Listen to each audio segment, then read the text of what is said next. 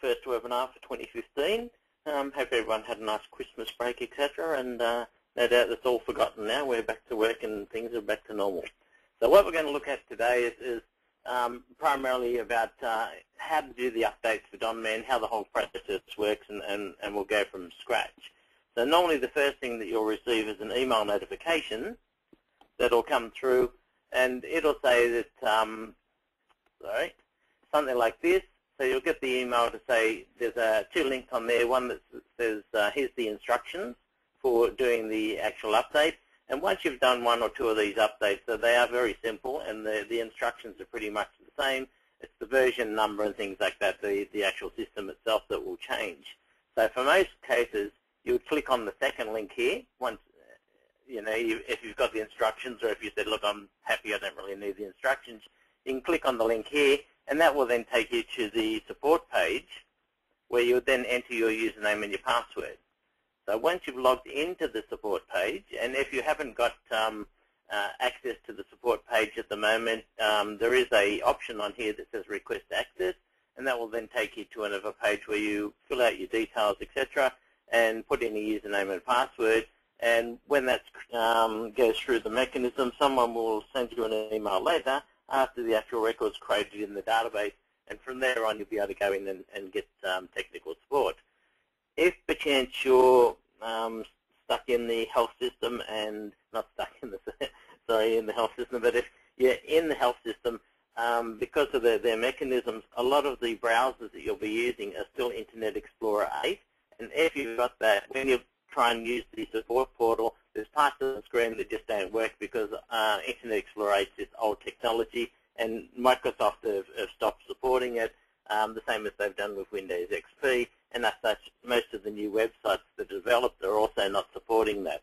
So if you have got that, you may have to get Firefox or Chrome or one of the other available browsers installed so that you can actually utilize the website.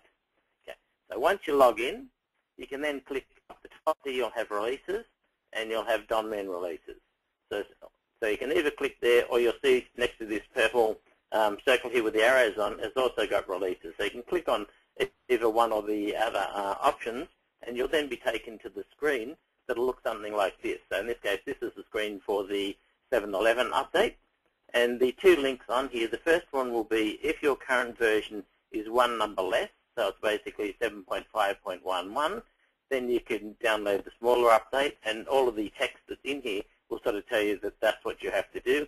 If perchance we've missed updates in the past because of staff changes or whatever's happened, anyway, updates haven't been applied, there is also a full update which will take you from every version, from version 5 basically, up to the current version.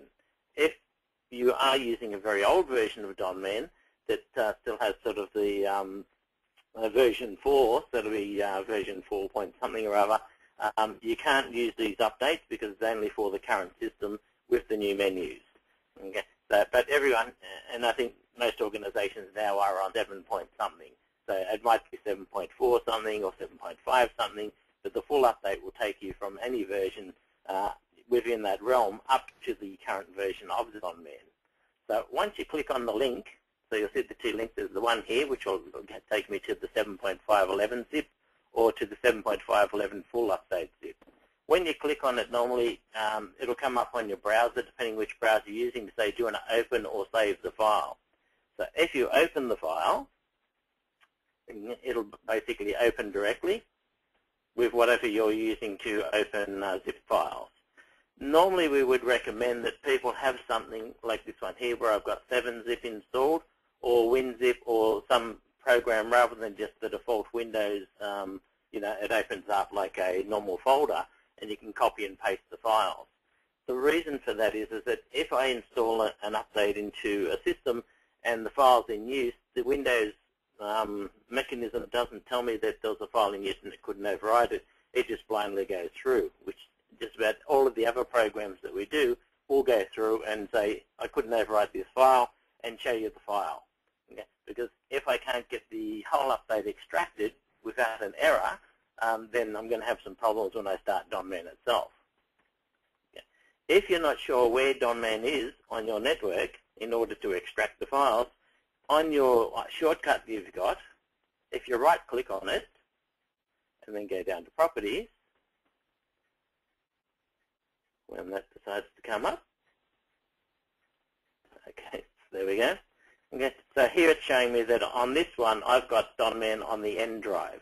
So it's N drive and then Donman. So that's where I need to extract the files to. Okay, do not extract them into DMWork because that is our working folder and that's what we use for just about everything else. So sometimes that becomes the normal folder that people sort of say, oh, I'll extract them there because I do everything else there. In this case, if we extract them into DMWork, when you start Donman up, you'll get an error that says, you know, there's program files in your DMWork directory, and you need to contact us. So if that does happen, I mean, there is a way we can we'd have to basically find all those files, delete them from DMWork, and then extract the update again. Yeah.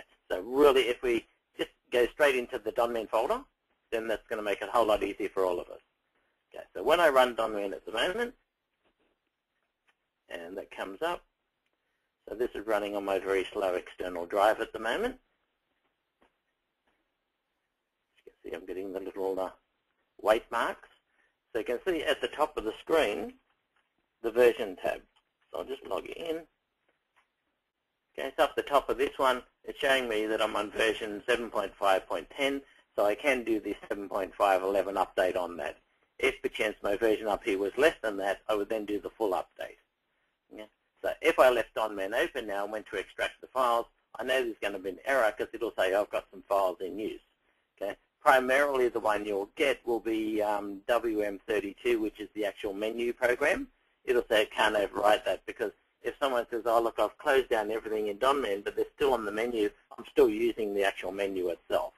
So if we get an error, stop, and we'll have to do the extract again is the easiest way because it's pretty quick and easy once we get to that point.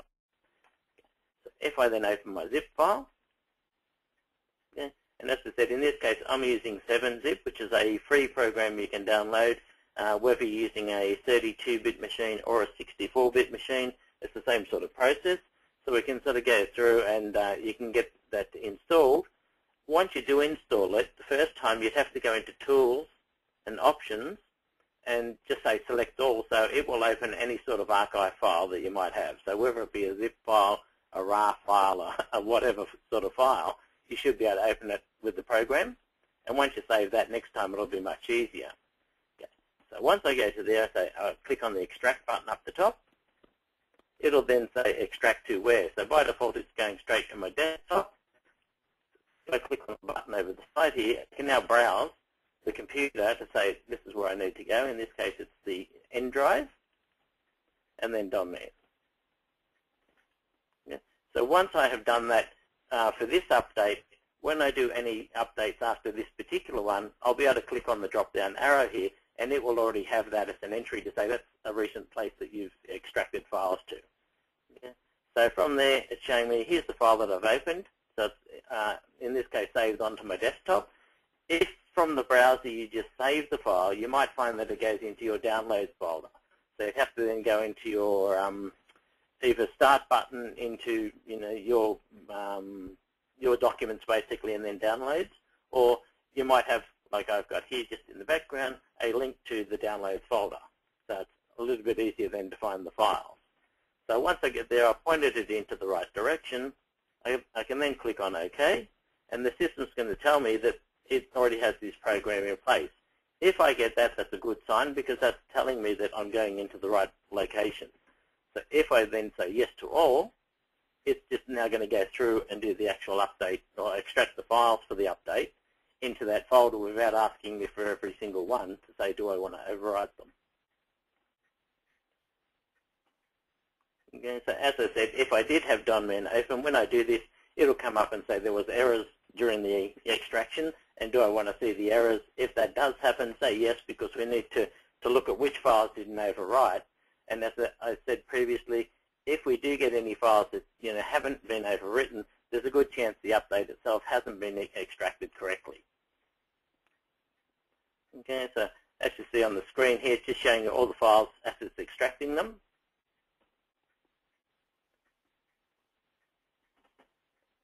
and how far we are towards getting that extracted. Okay. So normally, if we're running on the network normally, or on if you're running it on your own computer because it's a smaller system, it won't take anywhere near that time. In this case, it's nice that I'm running it on the slower external drive because you can actually see some of the screens. It doesn't sort of just flash up and go, okay, that's all done. So once I've extracted the files, I haven't received any error messages, so I can now close down the zip file. Okay. So now if I go back to my shortcut and say, okay, now I'm going to run Donman again. When it comes up, I should see that the version tab has changed. And once I log in, any changes that this particular update is going to make to the system will come up on the screen and tell me that, it's adding this field or changing the name of this field or creating a data file, whatever the particular update has as part of it. So if we log into the system, so we can see here it's popping up some screens to say it's checking the system for things that need to be updated. So anything that comes up, it'll either do it automatically or it'll just do it as we go through the system. Okay, so one way or the other, just click on OK to say, yes, it's changed things on my system. It's updating notepad numbers. So whatever it might be that needs changing in my particular system, there's a program that automatically runs when we log in the first time after the update's been extracted, which will go through and make all of these changes based on what has changed in the update itself. When this all finishes, okay, so one of the things that was part of the last update was to do with the chart files. And you can see here it's creating a user directory with all of those files in that had an extension of CST, and they're to do with the chart templates. And so now that I've logged back into Donman, my version has now gone up to 7.511, 7.511A, because we discovered after the update was released, in some cases where people transferred records from prospects to donors, the change log that was in the system was being updated with lots and lots of records that really weren't necessary. And so the 11A update was something that addressed that. So if you have got just 7.511 on the website, if you scroll down a bit further, you'll see there's a 7.511A update, and if you apply that, we'll at least get us to that point. Okay. So everything else from there is really the sort of things that Murray will go through and show you now to say that, here's things that have changed in the system. With each of the updates that we do put onto the Donman, if I go back into my N drive in this case, into my Donman folder, okay.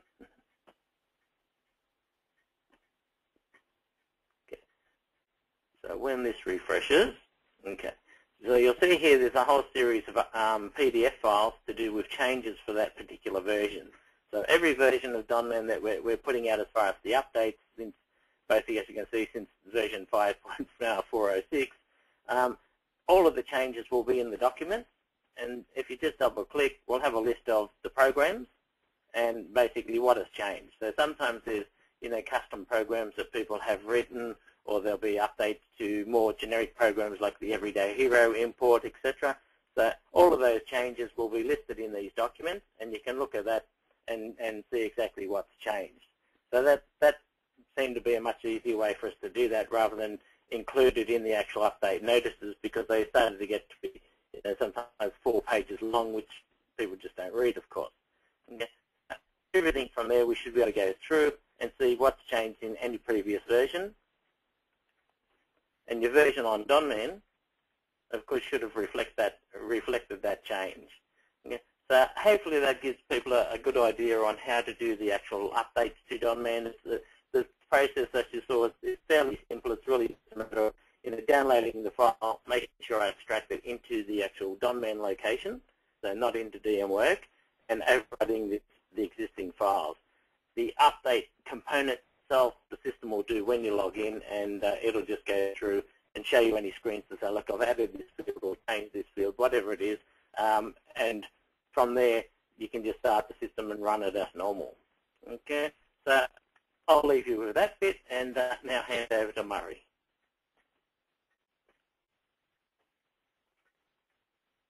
Okay, Welcome everybody. Can I just add one little bit to what Gary said? If you are in perhaps a larger organisation where you have an IT support area, you might find that they might be the better ones to do the update for you, simply because they might have a better idea of what to do, and also they might have certain privileges that you don't, which might prevent you from doing the update. So if you are in one of those organisations and you don't feel comfortable doing it, maybe you haven't done one before, perhaps think about getting your IT people to do it for you. Now, I'm going to be having a look at some of the changes that were made as part of that 7.5.11 update. The major one is going to be what we've called the change log. Now, in the past, people have often wondered who has done certain things to certain records, and apart from being able to look at when we go into donor entry, we can look at and see who the last person was to change a file. So over here it says last changed by, that was me, and that was 2 days ago. That's about all we could tell when we looked at that record. We don't know what I did, what I changed, what it used to be. With the change log that's been introduced with this latest version, we can now see to a large extent any changes that have been made to this program, or sorry, to these data files, simply by either from a donor screen like this, or perhaps via some sort of import program or bulk update. So what we're going to have a look at now is the change log, and then we'll come back to some of the other changes to do with the last update, and mainly that's to do with the donor graphs and the campaign graphs. So I've got a record here up on the screen. If I click on the dollar symbol or press F8, of course, I get the history. And you'll note up the top, at the moment, I only have donations and a summary. What I'm going to do now, if I escape back out of here, let's say maybe Betty dies. So I'm going to change this title to just Mr. and I'm going to change this to just John. So it's now going to be just John Smith. And as I enter through, it's going to ask me if I want to change my salutation. So I'll say yes to that. So it's going to create the new salutation for just Mr. Smith. So I'm going to save that record now. And so when I come back to it, if I bring up that record again, it's just my first record in this case, I can click on the dollar symbol. And when that comes up, you'll notice now that there is the changelog record there. So now what we can see is there's been a couple of changes that have been made. First of all, the first name has changed. Now if I extract that a bit better, it used to be John and Betty, now it's just John. The title used to be Mr. and Mrs., now it's just Mr. And then the old value of B for both, when I first changed it, went to blank, but then it's actually worked out that Mr. is male, so it's actually changed it back to M for male. So what we have for each of these things, we can see the date, that's today's date when it happened. You can see time, so that was 2/19 according to my computer. What was the program that changed it? In this case, it was the donor program, so that's what you get when you go into donor entry. And then you can see that it was me, MN. And what the field was, the old and the new value, and sometimes depending on what we're doing, there'll be some details in here. So in this case, I have simply changed that record. When I go back, of course, it now says I was the last person to change it. But with the changelog, you now have a lot more detail about what exactly I did change there. Now, if we create a new record, I won't actually do one of those, but here's one that I prepared earlier, as they say, Mr. New Donor. And so in this case, what I did is I simply created a new donor record, just like any other. But when I go into the dollar symbol, there's no donations for him. There is just a changelog, but you can see here under details, it says the donor was added. And the field is all fields. So essentially it's saying this whole new record has been created, and that was created by me at 9:43, in this case, this morning. So it does give you a lot of extra information about who's been doing things to some of your donor records. If we do a transfer, say from, well, let's do an archive record. So if I do a multi-find, and do a search perhaps and see I've got some archived records here. So actually let me do a search for Jules Verne. Oops. So here we have an archive record. I'll actually transfer the prospect, I think. I'll do the prospects first. So if I double click on this one, it says, do I really want to transfer this prospect to donors? So I'm going to say yes to that. So now it's actually created a brand new donor record, number 22996 for Jules Verne. And again, if I click on the dollar, there's no history, but now you can see it was transferred from the prospect file. It's got the date and time and the field name. In this case, it's just saying prospect. If I do the same thing and perhaps do a multi-find search for, well, B again, and I'll go to archive this time, and I'll bring up, well, I don't know, Mr. Bailey. Okay, so he's brought him back. And again, I'll click on the dollar, and in this case, it's well, there's obviously a donation already for that one, so I'll go to changelog, and again it says donor returned from archive.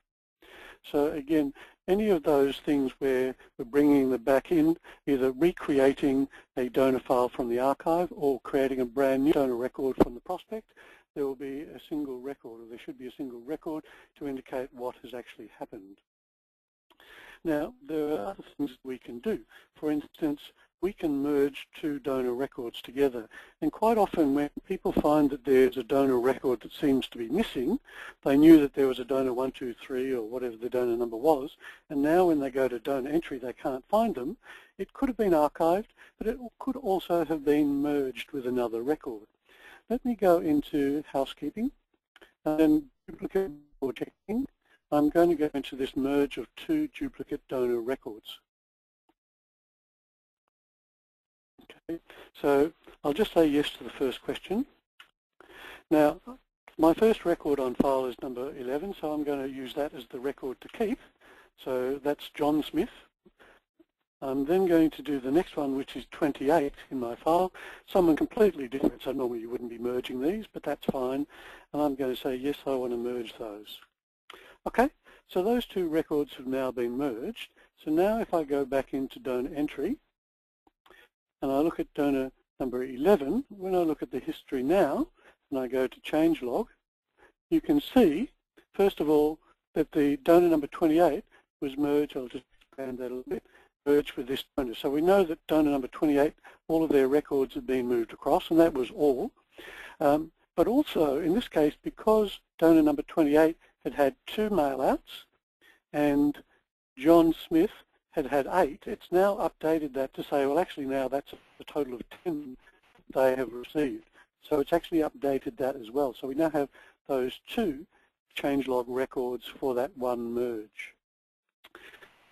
Okay, so that's the merging of records. Now, if I archive a record, I'm going to go into the Modify History Archive menu,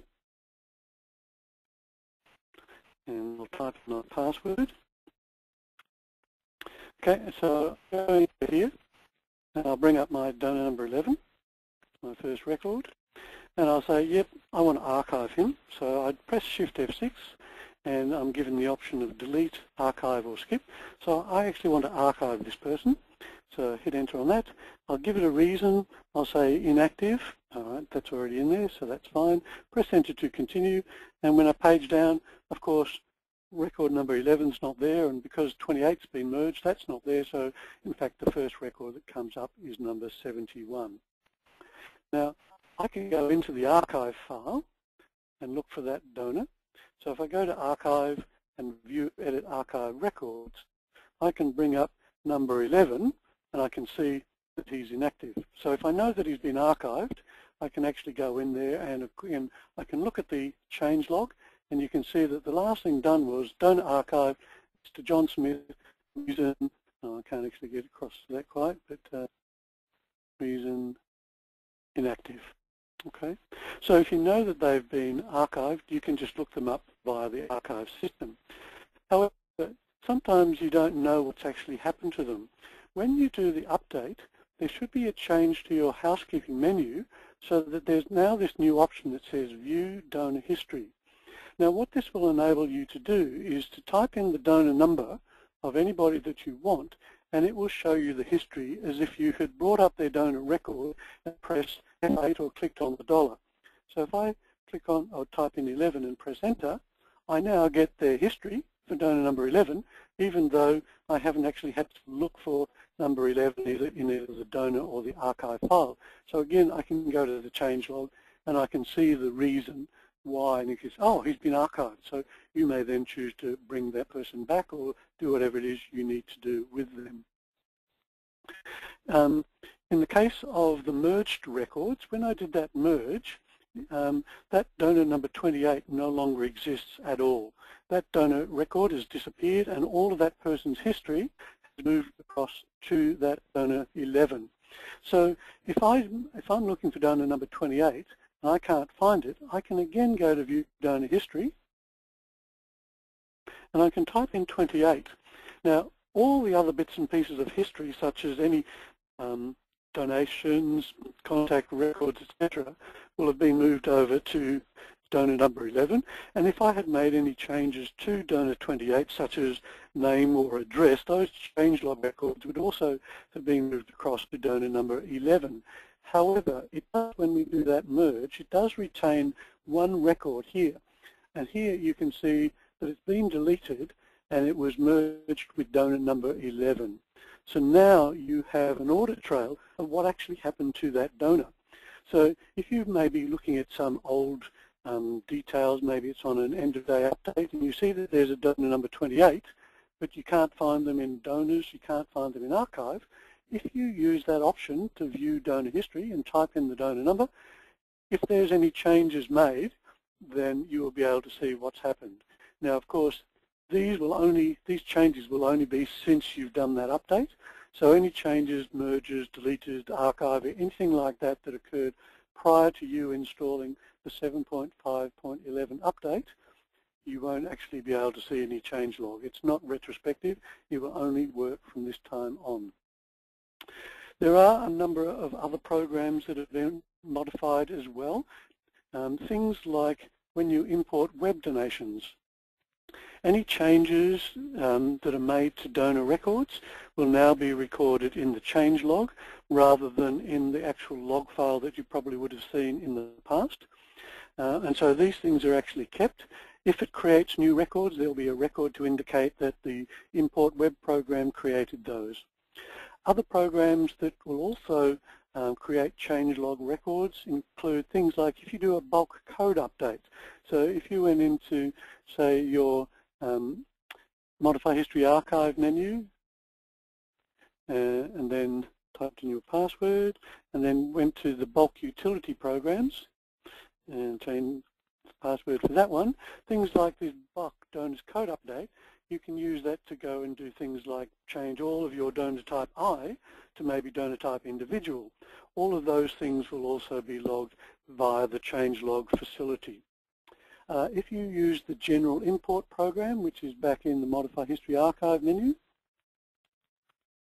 this general import program here, you can use that to create new records from maybe a text file of names and addresses.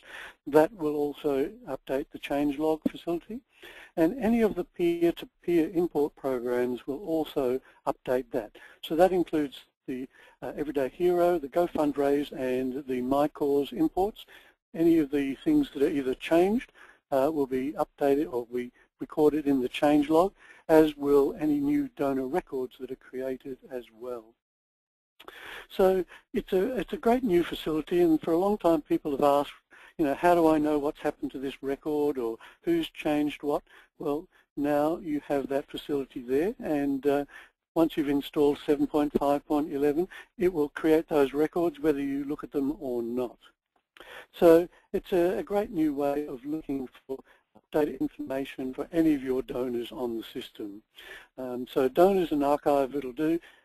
Because the prospect system, if you have it, you can't have associated records with it, the changelog will not apply to the prospect system. But then prospects probably not that important really until they become donors, and once you've transferred them to donors, you will have those changelog records there. All right, so that's all I was going to say about the changelog, but I think you'll probably find that it's a very useful facility. The other two things that I was going to talk about are to do with the graphs. Now, you've probably seen under the dashboard, you've got the dashboard graphs option here, and this gives you a lot of flexibility with how you output your graphs. We now have extended that same sort of graphing facility to both the donor graphs and also to your campaigns. If we go into donor entry, and I'll go into our, I better bring back my donor number 11 because that was the one that I was planning on using. So I might just go in and do that from the archive menu. So as well as being able to transfer people backwards and forwards using the multi-find, if we're in the archive record and we bring up donor number 11, we can actually do a Shift F6 here, and I can say that I want to return that to the donor file, and that has now been returned to the donor file. So I could have obviously looked for Mr. John, whoever he was, who was he?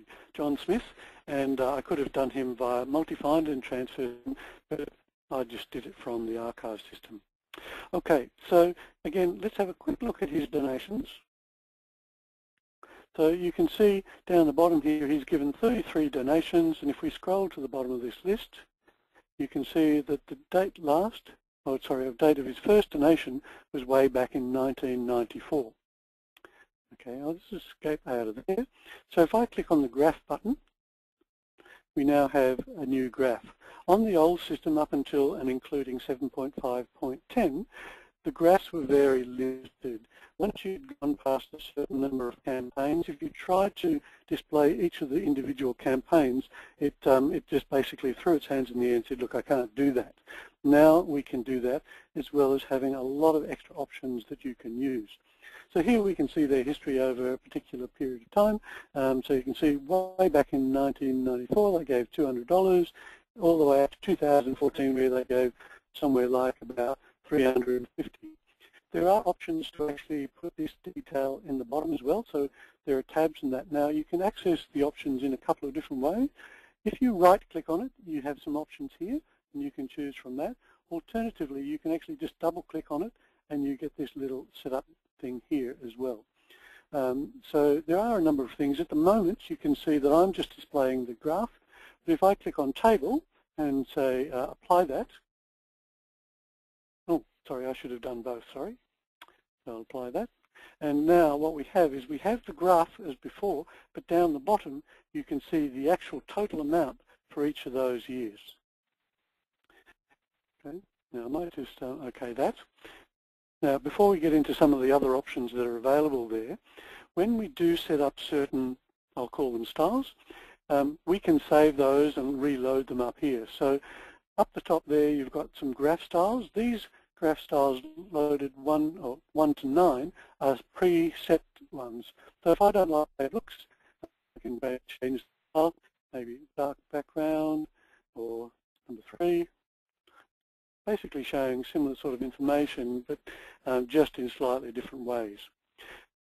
With the options that you have, you can make your changes yourself in whatever way you want, the colouring, the type of plot, the number of years shown at any one time, etc. And then you can save those as your own user styles. And then when you want to use those again, you can just click on Load User Style, and the ones that are in dark are the ones that you've saved away. So, you know, if you want a different style, you can do that yourself. I think that's probably the same. Now, we also have some options here that we had on the old one. So we can say stacked, well, actually, I'll say take that off.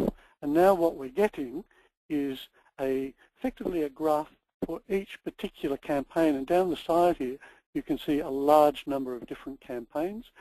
If I can perhaps go back to the style, oh, that's probably not a good one. I'll do this as a stacked bar graph. And so what you can see now, in fact, let me take off the, I'll put it back to just the graph, because now we're getting each of the individual campaign amounts for each year, and that takes up a lot of space. So I've now gone back.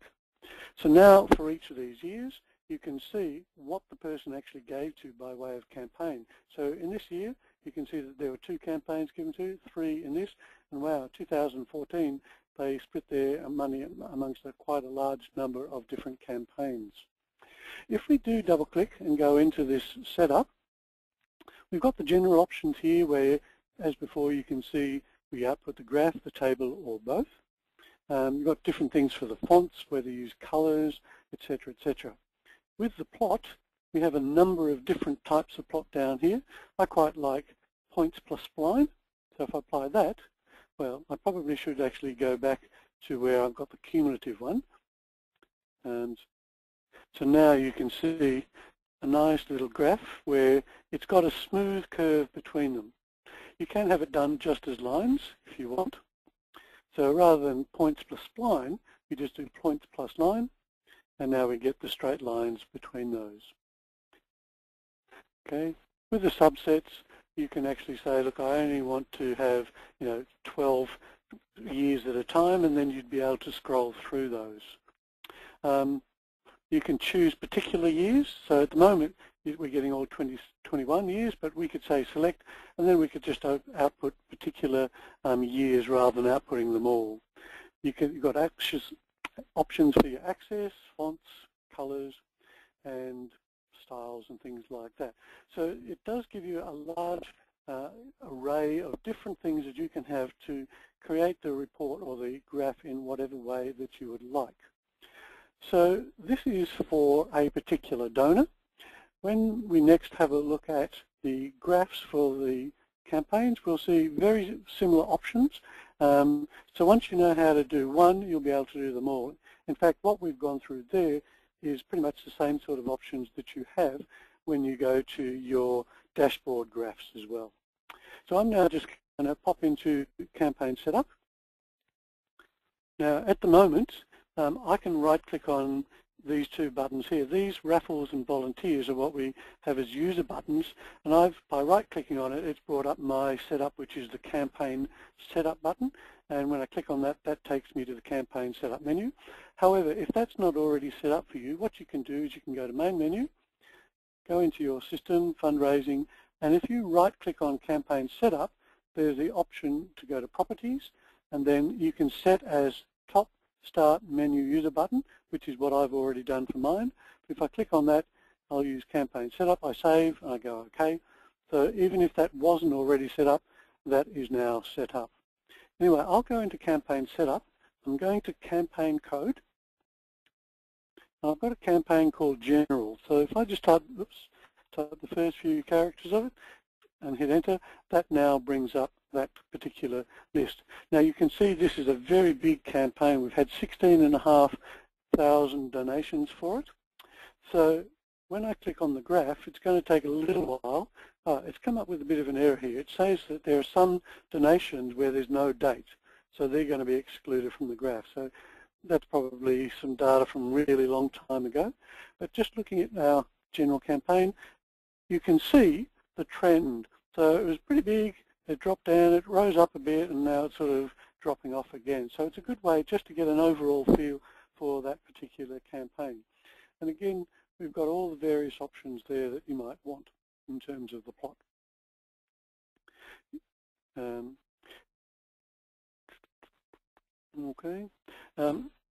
And you've also got your various graph styles to change the way that it looks if you need to. All right, so again, it's just the look and the feel. In this case, the stacked bar graph would be silly because it's all for the one campaign. If I escape from here now, though, you're probably aware that there's this option down the bottom for show group totals. At the moment, we're simply looking at this campaign called General, but General is part of a bigger group called the Donations Group. At the moment, we have $16,500 donations for just over $1.1 million.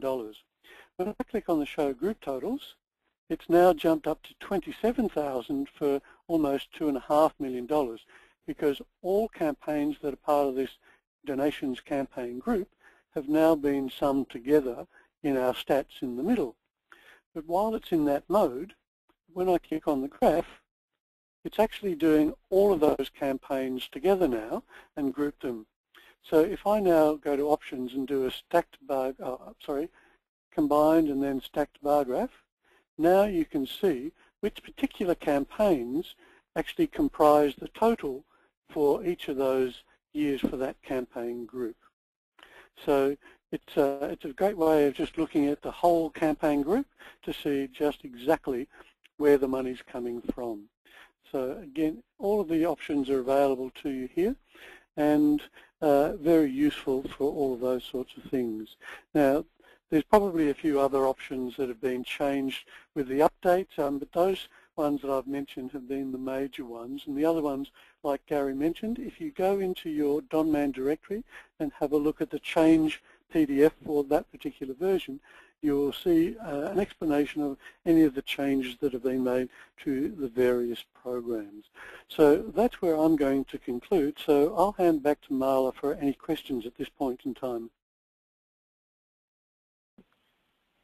Thanks, Murray. Just a reminder to anyone, if they would like to ask a question to Gary or Murray, to open the control panel. So it's a little orange grab tab arrow on the right-hand side of your screen. Open that up, type your question in the box provided for the question pane, and click on send, and then I'll read them out to them. So at the moment, Murray, there's just one question from Liz, and she's asking, for the uploads such as Everyday Hero, does this new change log facility replace the update/changes in notes? For example, if a phone number updated in Everyday Hero in the Everyday Hero upload, does the old phone number still get recorded in Notepad as well as in the change log? I believe it does. We actually had one of our clients say, look, I'm getting my notes filled with all of this rubbish every time I do an import, and it changes from Mr. to Mr. and Mrs. and things like that. They were getting a large number of those things filling up their notes, so that when they actually looked through them to find real notes, it became very easy to miss some of those things. So that was actually one of the big incentives for us doing it. So I believe it does it. I can't actually give you 100% certainty to say that it does. I hope it does, and I believe it does, but I'm sorry, I can't actually give you a definitive answer for that. Okay, another question from Martine. To Murray, how do you group the campaigns to show in a graph again? Can you show that again? Oh, okay, right. Well, it's a little bit off topic, but that's fine. With campaigns... Okay, and just, oh, sorry, Murray, I'll interrupt there as well. And just from Georgia, can the graphs be shown month by month and date to date or day by day? Okay, let me have a think about that one. I'll do the first one. So if I've got a campaign here called auction, at the moment that is listed under sales, I can change that group to anything in my list here if there's one there, but you don't actually have to create your campaign groups beforehand. So if I want to start up a new campaign group called auction, or I'll call it Murray, because why not? I can just save that record, and when I come back, of course, that's now under a campaign group called Murray, and Murray should be in the list. So if you don't have a particular campaign group that you want to put it into, you can just type that name in there. What you obviously have to do is do the same thing for each of the campaigns that you want to be grouped together. So if I go down to back to here and I want request to be part of the Murray group as well, and save that, then now auction and bequest are part of that campaign, and sorry, that campaign group. And when I say show group totals, it will add those two campaigns together. And obviously no group totals puts it back to the way it was. Okay, so to answer the other question, so let me bring that up. Oh, sorry, I'm going the wrong place. Now, this might take a little while to get out of here, so probably shouldn't have done that. Okay, so we click on the graph. So we want to be able to do it by day or by month. Now, that's a good question. Where do we do that? Prompting from Gary would be appreciated if Gary knows. Yeah, I don't think it goes down to that level when we're doing the graph. Because you can imagine a graph like this, if we went down to month level, the graph would be enormously wide. That's true for this one. Yeah, I'm just looking. There doesn't seem to be anything there. Although, actually, let me escape from here. You can right-click on the graph. Oh, okay. And we can go into Report Setup, and I can do it by month here, say. And then I'll exit that, and then I'll go into Display Graph. Okay, so like Gary said, it's a fairly wide report. But yeah, so you can't actually do that from the options screen, because by the time you get to this graph screen, it's already compiled all the data into year-by-year figures. So what you do need to do is, if I can just get out of here again to show you, you right-click on the graph button. You can go OK to that and go into Report Setup, and you can choose to do it by month, or if you had a campaign that was running over, maybe just 2 or 3 months, you could choose to do that by day. And then you exit from here, and then you would go into the actual display of the graph. And that would then give you your graph by day or by month or whatever it was you chose on that report setup. All right. And so you can also the answer use that is to yes. restrict by date. Yes. Yes. Okay. Any other questions, Marla? Yes, yep. From Christine, with the new updates, can you show us how to enter volunteer hours in the volunteer section? Oh, okay. All right. So if we go into donor entry, this person's a volunteer. So bring up the volunteer record and click on activity. And so I'll just put today's date.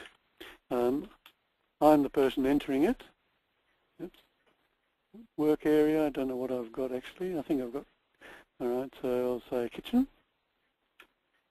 There's not necessarily a function unless this was associated with some sort of function that was you're working on. We'd leave that blank, and we'll say they've done 5 hours and good at peeling. Is that right? No, peeling potatoes. Okay, and then maybe they did a bit more work somewhere else. And let's see, what else have we got for the work area? And maybe in the shop, they did another hour there. And we can say $100 missing from the till. Okay, so that's all you really need to do in terms of setting up. And once you've done that, you can just close that down. And that's now part of their record. If I click on the dollar, volunteer hours now shows those 2 particular records, and total number of 2. Might tell me the number of hours, which is interesting. I'd have to look at that. But yeah, so that's how you can actually do that with the grid.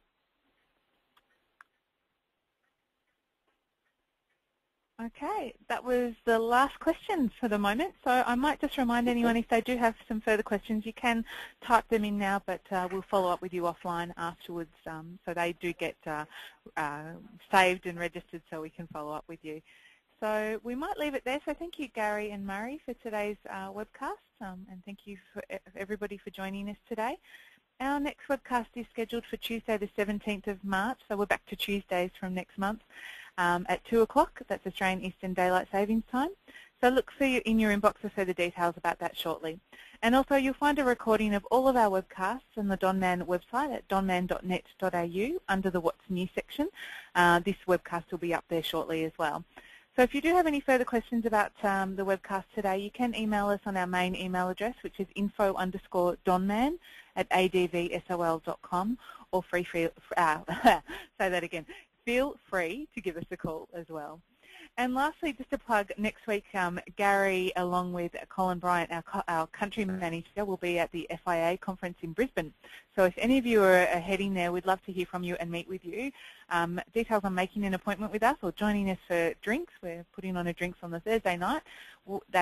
Details were provided in yesterday's newsletter, so I'll ping us a line and we'll send you the details again. Okay, so that concludes our webcast for today. Thank you again for joining us, and hope to see you next month. Goodbye.